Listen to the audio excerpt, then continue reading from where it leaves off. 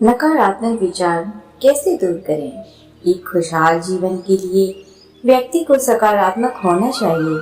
आज हम इस कहानी में जानेंगे कि कैसे बुद्ध ने अपने ज्ञान के द्वारा एक भिक्षुक को सकारात्मकता का पाठ पढ़ाया। एक बार की बात है, एक बौद्ध भिक्षुक था। उसके भीतर हमेशा नकारात्मक विचार उठते रहते थे, जिसकी वजह से वह चिंता और तनाव महसूस करता था। बौद्ध धर्म के सारे नियम तो वो अपना रहा था, लेकिन उसे यह भी पता चल रहा था कि यह सिर्फ बाहर से है, क्योंकि यदि वह बौद्ध धर्म में बताए गए नियमों को भीतर से अपनाता तो उसके अंदर यह नकारात्मक विचार आते ही नहीं। अब उसके नकारात्मक विचार इतने बढ़ गए कि वह धीरे धीरे बौद्ध धर्म के बाहरी नियमों से भी दूर होता गया। अब भिक्षुक की चिंता और ज्यादा बढ़ गई, इसलिए उसने फैसला किया कि अब गौतम बुद्ध ही उसकी समस्या का समाधान कर सकते हैं।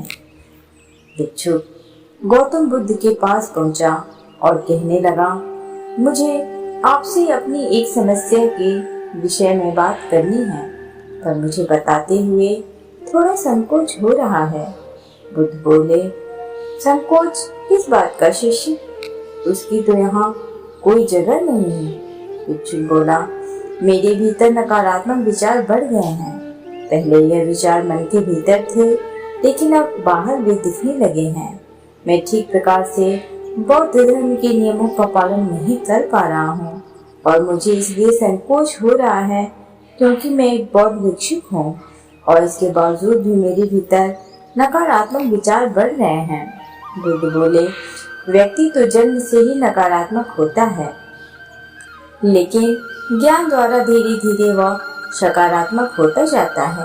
भिक्षुक बोला, मैंने तो यहाँ रहकर पूरी बौद्ध शिक्षा प्राप्त की है, लेकिन इसके बावजूद भी नकारात्मक विचार जाते ही नहीं। आप मुझे बताइए कि मैं किस प्रकार इसे दूर करूं?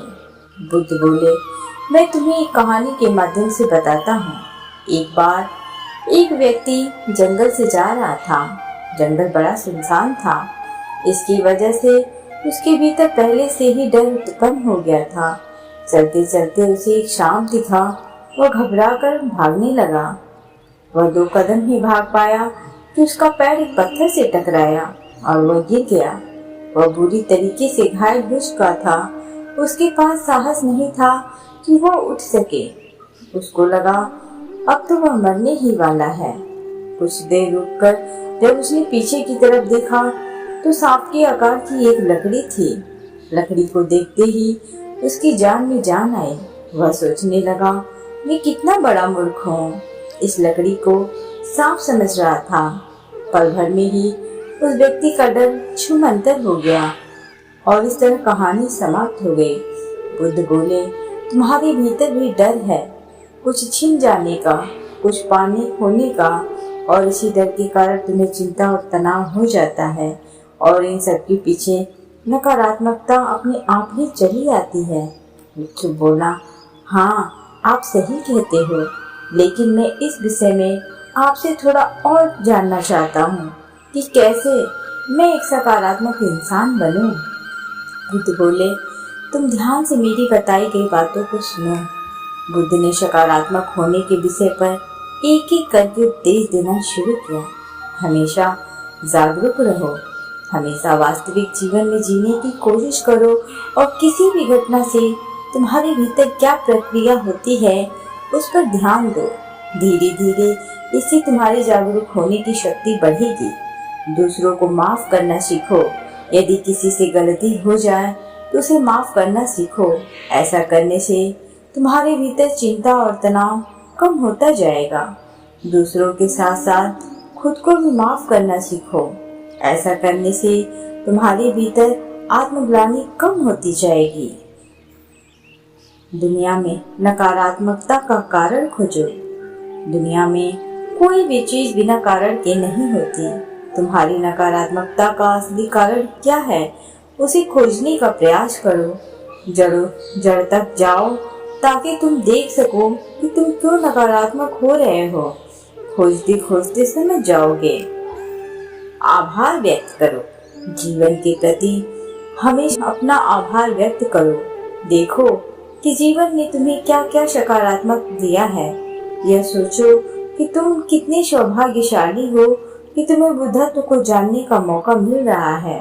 बुद्ध की यह बात सुनकर भिक्षुक ने उनके आगे हाथ जोड़ लिए।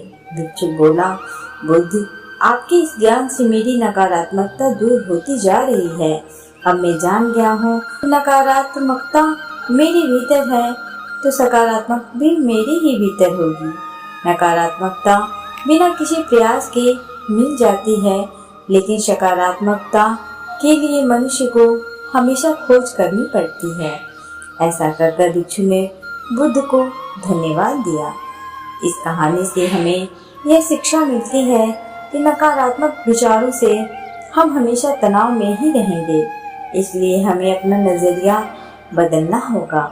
अपने जीवन में सकारात्मक चीजों को महत्व देना होगा। छोटी छोटी सकारात्मक चीजों में अपना समय बिताकर हम खुद को खुश रख सकते हैं। तो दोस्तों, कैसी लगी आपको आज की ये कहानी?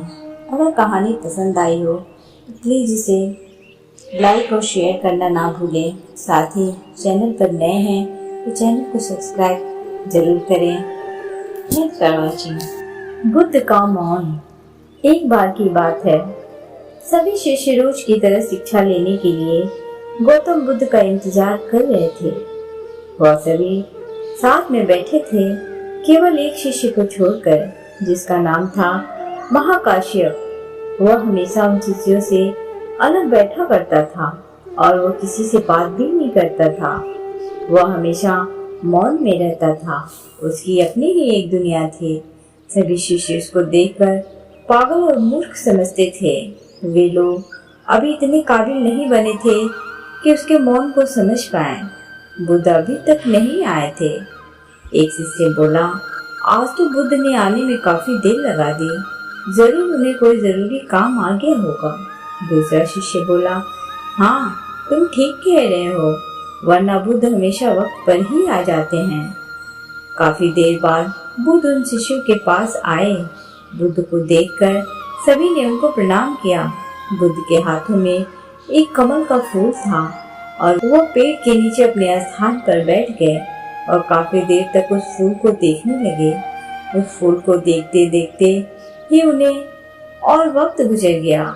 सभी शिष्य एक दूसरे की तरफ देखने लगे कि आखिर बुद्ध कब बोलेंगे, लेकिन बुद्ध हैं जो कि बोलने का नाम ही नहीं ले रहे थे।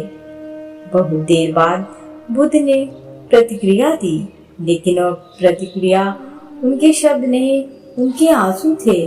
उस फूल को देखते देखते ही उनके आंसू गिरने लगे।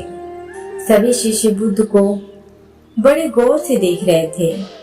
तभी पीछे से महाकश्यप जोर जोर से हंसने लगा। उसकी हंसी ऐसी थी कि पूरे शांत माहौल में उसकी आवाज और तेज सुनाई दे रही थी। उसके बाद महाकश्यप ने हंसना बंद कर दिया। बुद्ध ने अपना ध्यान कमल के फूल से हटाया और शिष्यों की तरफ किया। एक शिष्य बोला, बुद्ध, हम सभी कब से आपकी प्रतीक्षा कर रहे हैं, लेकिन आप तो इस फूल को ही देखे जा रहे हैं।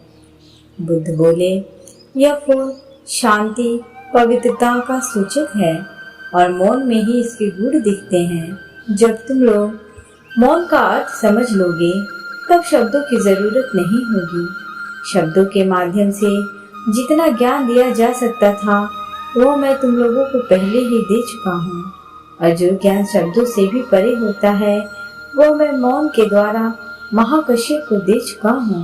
दूसरा शिष्य बोला, बुद्ध, तो महाकश्यप के हंसने का क्या कारण था? बुद्ध बोले, महाकश्यप को वो मौन समझ आ गया था जो तुम लोगों को नहीं आ रहा था, इसलिए वह तुम लोगों की नादानी पर वह हंसा। तुम लोग हमेशा इसी इंतजार में रहते हो कि बुद्ध हमको कुछ बोले और हमें ज्ञान प्राप्त हो, लेकिन सभी कुछ सुनने के बाद तो व्यक्ति की खुद की ही यात्रा शुरू होती है। तीसरा शिष्य बोला, बुद्ध, हम तो कभी महाकश्यप के मौन को समझ ही नहीं पाए। हम तो उसे एक पागल समझते थे, लेकिन हमें क्या पता था कि हमसे अलग बैठने वाले महाकश्यप को ही असल में ज्ञान मिल चुका है।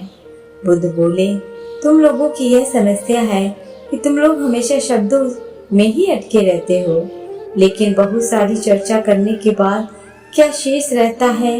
यही शेष रहता है, मौन हो जाओ और साक्षी होकर अपने मन के भीतर यह देखकर सीख जाओ कि क्या हो रहा है। बुद्ध की यह बात सुनते ही काफी देर तक सभी शिष्य मौन रहे। सूचनाएं हम तक शब्दों के माध्यम से पहुंचती हैं।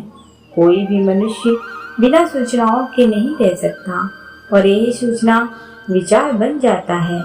हमारी भी यही समस्या है, हमें अपने मन में कुछ न कुछ विचार डालने ही होते हैं, लेकिन इन अत्यधिक विचारों से हमें कुछ प्राप्त नहीं होता, क्योंकि विचार सहायक तो होते हैं, लेकिन हमारा उनमें अटक जाना हमें आगे बढ़ने से रोक देता है। इसलिए खुद को खाली करके हमें उस मौन को महसूस करना होगा, जो कि हमारी जिंदगी को हल्का बनाता है। दोस्तों, उम्मीद है आपको हमारी ये स्टोरी पसंद आई होगी। अगर स्टोरी पसंद आई है तो प्लीज इसे अपने दोस्तों के साथ शेयर जरूर करें। साथ ही वीडियो को लाइक और चैनल को सब्सक्राइब करना ना भूलें। Thanks for watching.